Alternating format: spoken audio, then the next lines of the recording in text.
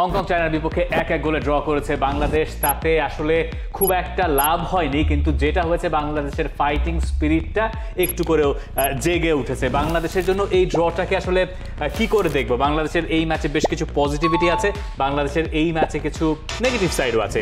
সবকিছু মিলিয়ে বাংলাদেশ আরও একটা ম্যাচ পার করলো যেখানে যদি কিন্তু যে প্রসঙ্গগুলো নিয়ে আমরা যুগের পর যুগ আমরা আমাদের আগে যারা ছিলেন তারা কথা বলেছেন, তাই দিয়েই আরো একটা ম্যাচ বোধহয় শেষ হলো নাকি? দেখেন, মানে কন্টিনিউয়াসলি আপনি কখনো 4টা ম্যাচ আপনি মনে করে দেখেন লাস্ট 1 যুগ বা 1.5 যুগে আপনি এই যে যদি কিন্তু এই আপনাকে হচ্ছে ফুটবলে হয় নাই।